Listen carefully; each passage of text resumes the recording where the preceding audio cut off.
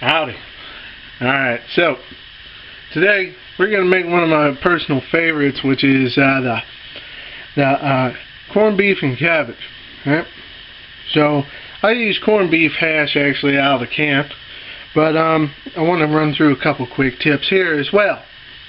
Alright, so I only use half of this because I'm by myself, and the thing about it is sometimes you end up with these unhappy spots like right here. But if you don't know, cabbage is a very versatile vegetable as it would be.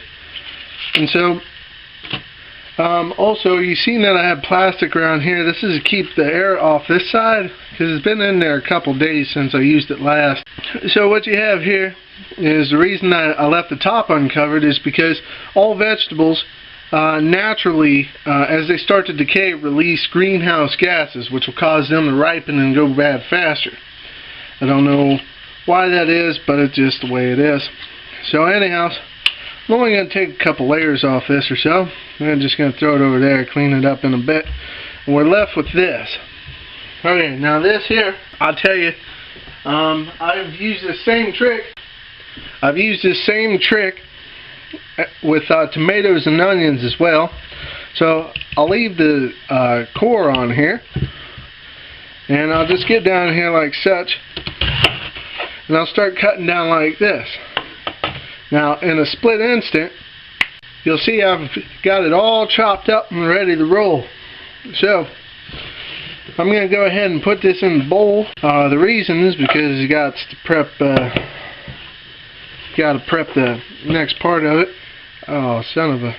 Careful. Don't throw it on the ground. I have a bad habit of that. I think I work too close to the edge. I think that's what my issue is. Now some of these bigger parts like this, the stalk's not going to cook well alongside with the regular leaf. Oh yeah, that's still crunchy. I don't know if you can hear it. But Alright, so I'm going to put it in here, and I'm going to show you my next step. And in a jiff, you're going to see that I have a pan full of water here. So I'm going to be blanching this.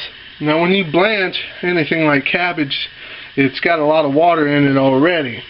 So when you go ahead and try to bring this to a boil and then put it in there only long enough to make it a softer, more viable thing, so you ain't crunching through it, but it's still got some crisp to it. They tend to suck up the water, which can really make them tasteless. So what I'll do is I grab a hold of the old garlic salt again now, let it focus, and I'll just put some in here. Now it doesn't really matter because it won't be in there long enough to really devour it, but what it does drink up, it's going to season it real nice. And then you have a little bit of pepper, which if you've seen the other videos, you know that this is my primary ingredient. That's why that whole container is just about empty. I'm going to have to go get me some more, matter of fact. And I'll set this on the stove, and I'll let this come to a boil, and I'll be back with you in just a moment.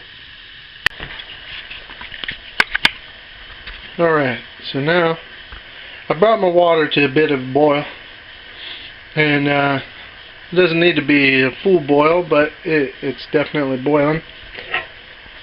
Then what I'm going to do is I'm just going to add this in there like such.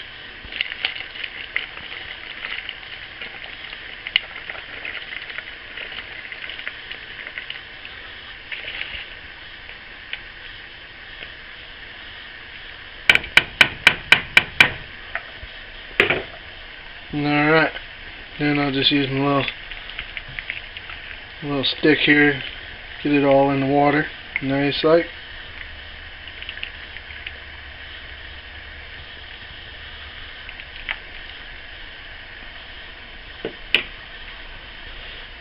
And we'll let this sit there for roughly about 4 or 5 minutes. So it's only been in there a couple minutes, just enough to soften it. So I'll be right back with this drained and back in the bowl, and I'll show you what I'll do next. Alright, so now since I have got this out and still got it draining, what I'm going to do next, instead of getting a fresh new pan, I'm going to go ahead and just take this one and see what I'm using there, because I don't really like cooking corned beef too much, so I do kind of cheat in this aspect. Sometimes if I want it a little heartier, what I do is I'll get some potatoes and I'll put inside here as well after I've cooked them and whatnot. They give it a little bit more sustenance. Those are potatoes, but they ain't gonna do you no good if you're looking for any type of sustenance in it. Like me, I just want a light meal, even though it's chock full of stuff. This is how I prefer to go about it. So this is what I'm gonna do, and I'll be right back once this is cooked. Alright, so I goofed. I forgot to push button and record it, but so this here, you don't need to actually cook it. You need it straight out of the can. But this way, it's not cold food going against warm food. It's warm food and warm food, so I think it's better. Now I use this improperly, I'm sure, because I'm pretty sure that's some sort of something else.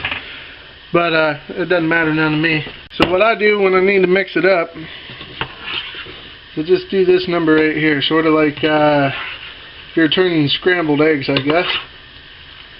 And I just kind of get it on in there like so.